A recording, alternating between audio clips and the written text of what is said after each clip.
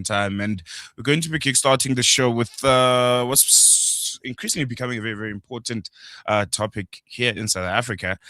Nearly, 4 years after the Phala Phala farm scandal, aka Farmgate, first shook South African politics, the controversy is back at the center of national attention. Parliament's newly constituted Section 89 impeachment committee is currently preparing to examine whether President Cyril Ramaphosa has a case to answer over allegations arising from the theft of foreign currency from his Limpopo game farm. The process follows a landmark constitutional court ruling, which found that Parliament acted unlawfully when it blocked an impeachment inquiry. This was back in 2022. Excuse me if I'm not mistaken. And that meant effectively the reopening of one of the most politically charged chapters of President Ramaphosa's presidency. And a few days ago, we got word that Mzansi's Makashule Gana has been elected to chair the committee. The bigger question is whether this process will finally deliver accountability or simply become another battleground in South Africa's increasingly polarized political landscape.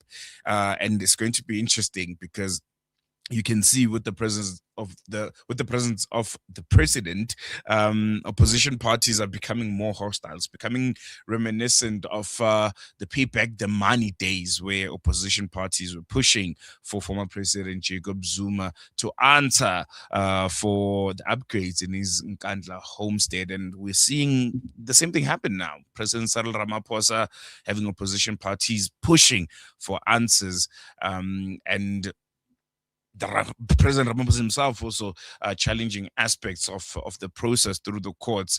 And yeah, man, the stakes could not be any higher. And joining us now to unpack, I think, the constitutional, political, and governance implications of this new current state of affairs is local governance expert, Professor Sam Koma.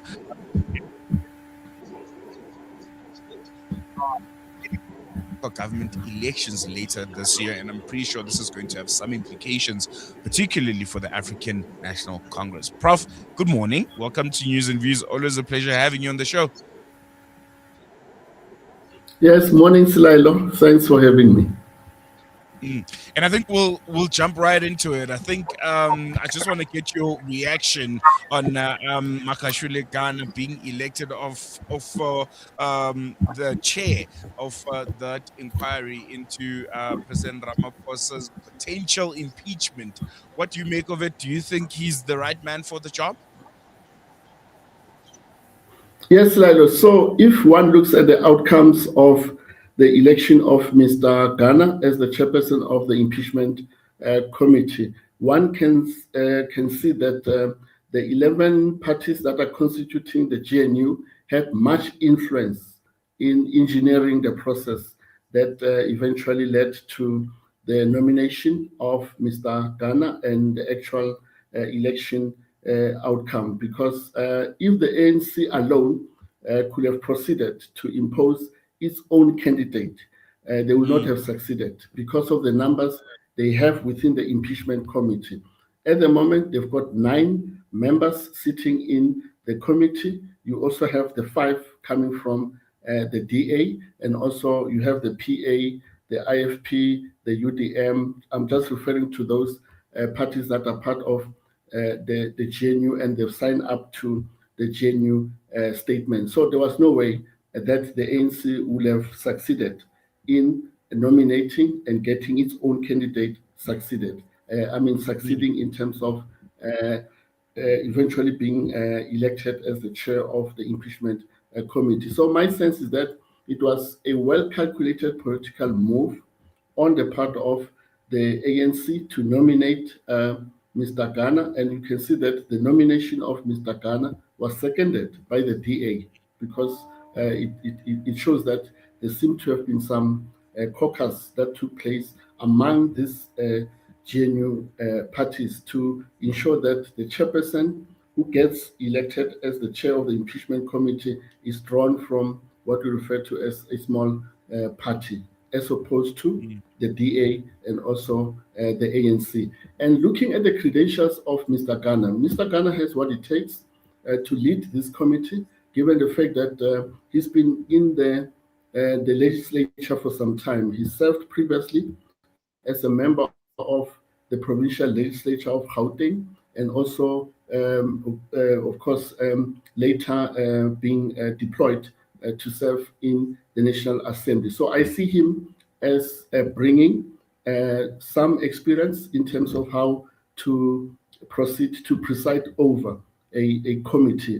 But we know that the impeachment committee is very different from your typical ad hoc committees of parliament, because in this instance, you also need someone who's well au fait with the parliamentary rules, plus the rules that will govern the work of the committee, how to Mm-hmm. lead evidence that will be presented before the impeachment committee, the mechanics that have to do with, of course, the whole decorum expected of the witnesses that will be called upon to appear before the impeachment committee, and ensuring that the deliberations of the members of the committee are robust, but also they are held with the necessary decorum expected of parliamentarians. So it remains to be seen how he will deliver on that once the work of the committee gets underway.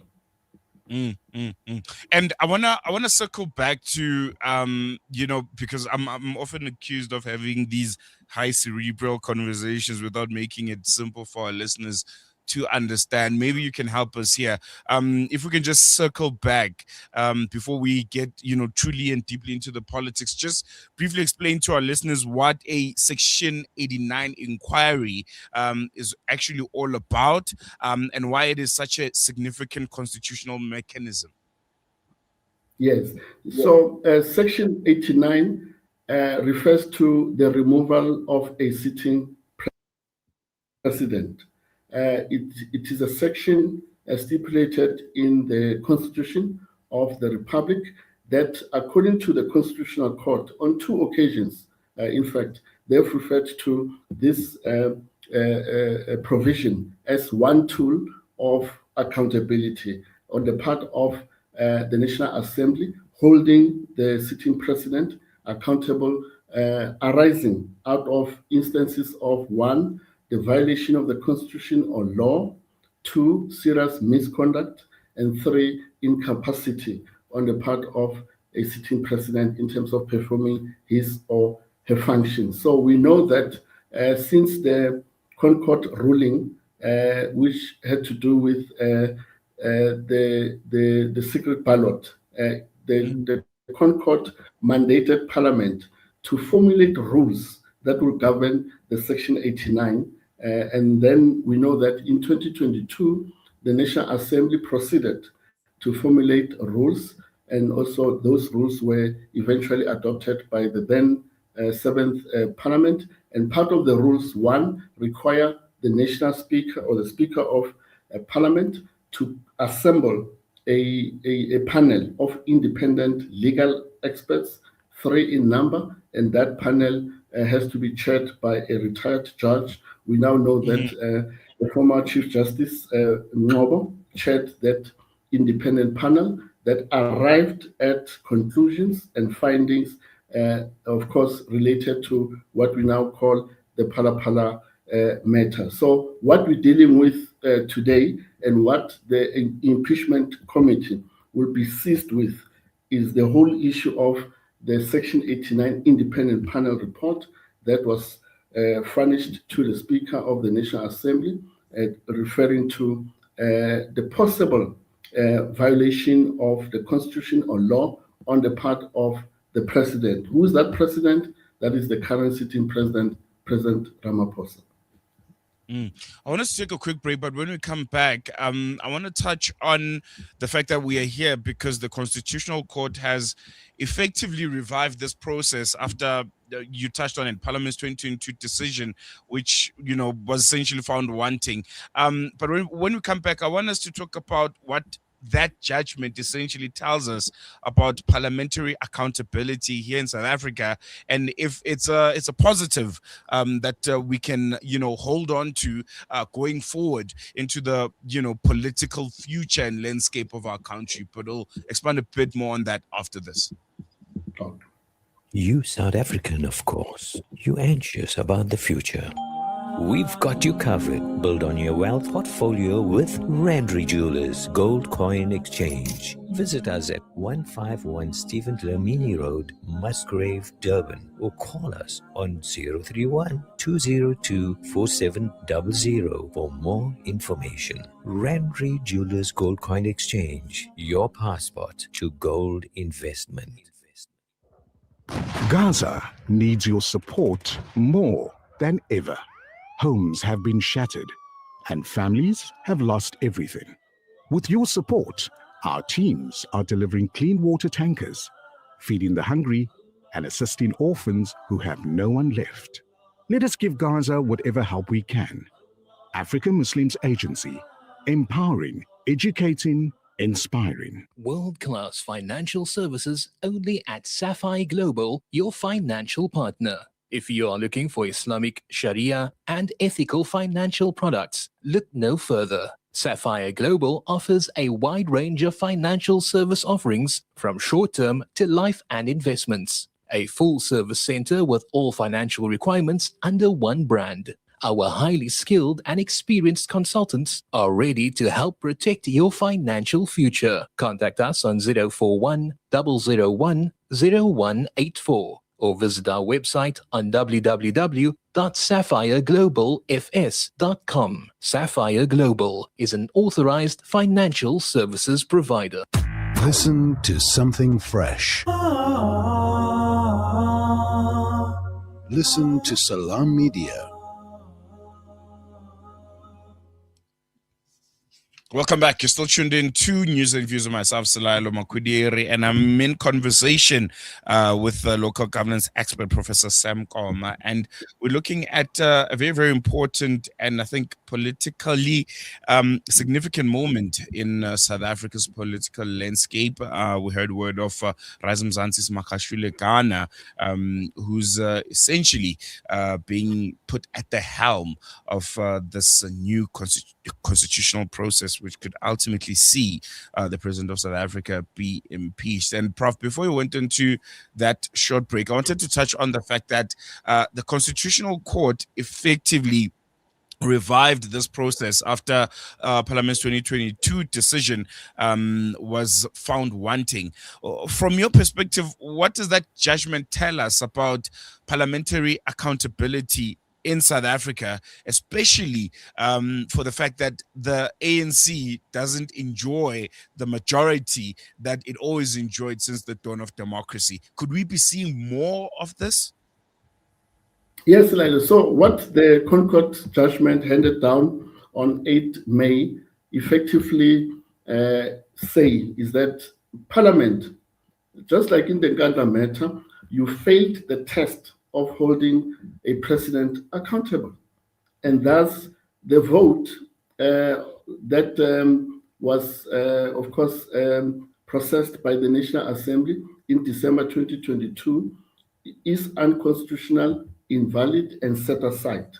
And thus the Concord order then instructed the Speaker of the National Assembly to refer the Section 89 Independent Panel Report to this now constituted impeachment committee, because we know that in December 2022, the National Assembly rejected the adoption of the Section 89 panel report. So now the Concord order is very explicit. Let the report be referred to the constituted impeachment committee, and that impeachment committee should be allowed to ventilate itself in terms of how to proceed to handle this particular matter. And we now know that since the Concord order, the National Assembly has since amended its own rules that governs the Section 89, and this is what the impeachment committee will now be handling, because the rules have now been amended. Deliberate on this Section 89 report, arrive at your own conclusions and findings, make recommendations that will be referred to the full sitting of the National Assembly for consideration, debate, and also voting. So that stage will come once the impeachment committee has proceeded with its impeachment committee, is to deliberate on how to handle the Section 89 panel report. Prof, what do you think this does to various political parties, that are involved in this, whether it's the ANC and their man at the helm, which is President Cyril Ramaphosa, who might be impeached when all is said and done, and the conversations around Palapala and corruption seem to be ongoing, and they've become relentless, heading into the local government elections, but also for parties in the GNU like the Democratic Alliance, which I think maybe they're caught in between a rock and a hard place. They've become really good friends with the ANC as of late, but also parties like the EFF, parties like Rise Mzansi, and all of the other parties that were quite important and integral to make sure that the Constitutional Court does give out this judgment. Just looking at the political landscape and what this could mean for everyone involved. Yes, so Cyril, we know that the ANC will rally behind its president. And we know that since the judgment was handed down on 8 May, some of the parties that are part of the GNU, namely the DA, the IFP, have since on record expressed that we abide by the rule of law and let Parliament be given the necessary space to process the Section 89 panel report. And I think we're all looking forward to how the GNU parties in the main will conduct themselves once the impeachment committee commences with its business, and how it arrives at its own conclusions, findings, and the recommendations that it will put forward to the National Assembly. But credit to the EFF, because just like in the Nkandla matter, the EFF was the one that approached the Concord to implore the Concord to look into the binding nature of the remedial action measures that are undertaken by the public protector. It is common cause that since that Concord judgment, the remedial action measures that are undertaken by the public protector are now binding on organs of state and other functionaries that may be implicated in the work that is done by the public protector. Just like in this one, that is the Section 89, I think we need to be fair to the EFF as an opposition party that took up the matter to the Constitutional Court for finality around how to dispense with a Section 89 independent panel report. And I think that's very, very important. I want to come back to Makashule Gana, because as we all know, he's now chairing that committee. Do you think the election of an opposition MP almost strengthens perceptions of independence of this committee, or does it risk further political contestation of some sort? No, I think it works for the optics.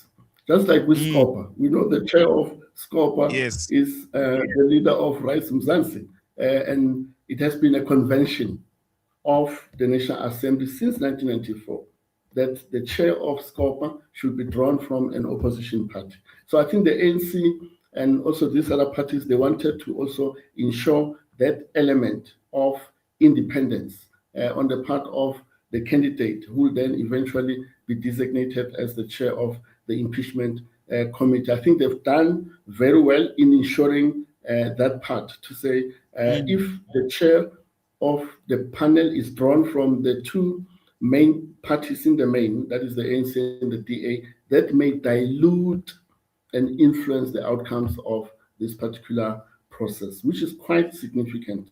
And also, it's an uncharted territory for the National Assembly, including the members of this impeachment committee, that 30 years after the adoption of the Constitution, they are now seized with a Section 89 constitutional matter affecting a sitting president. Just in closing, Prof, we are heading, to local government elections. Do you think this moment will have any influence? Will it play any part on the outcomes of the LGEs later on in the year? Yes, so we know that in 2015, and in fact 2014, after the national elections, especially in Gauteng, you remember the majority support of the ANC was dented, and that of the party nationally. And you remember it was during the time of the Concord judgment around the Nkandla matter. And I vividly recall uh, Paul Mashatile, who was then the chairperson of the ANC in Gauteng, saying to us that when they diagnosed the outcomes of the election, they realized that the Nkandla matter affected their voter support base in Gauteng, hence the outcome. So it remains to be seen whether the Phala matter will have that dent on the voter support base of the ANC around the local government elections. So this is an element that we'll look forward to see whether it will have that effect. Prof, thank you so much for joining us. Always a pleasure chatting to you. And I think, very, very interesting times ahead. And looking forward to chatting to you again. Really appreciate it. Yeah. There you go. There was local governance expert, Professor Sam Koma, I think, unpacking in detail what's currently happening in the South African political landscape. And I think the most important part being the fact that we might have a president that could be impeached not so long ago. But I think most importantly, the impact of this when it comes to local government elections.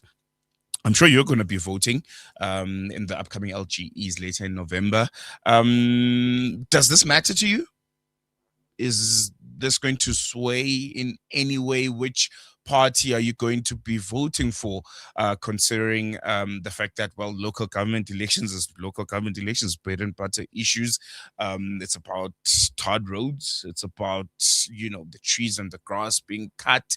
It's about whether or not the services are rendered on time. When you give a call to your local energy supplier, they're there, your councillors are present, and your street lights are being fixed. And this maybe is just a notch up high. It's a national matter and doesn't necessarily impact, what's happening on the ground, or doesn't matter.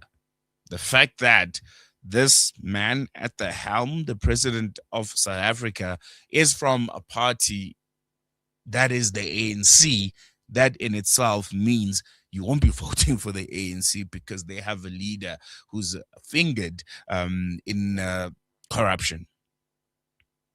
Can give us a call 011-680-0355, or you can send us a WhatsApp on 0617660355. This reminds me of a conversation that we were having a few years ago in the national, well, it was 2 years ago now, when we had the national elections, and it was a conversation around whether international relations matter. Do the party that you vote for and their stance on international relations matter when it comes to local governmental effectiveness, or everything is intertwined?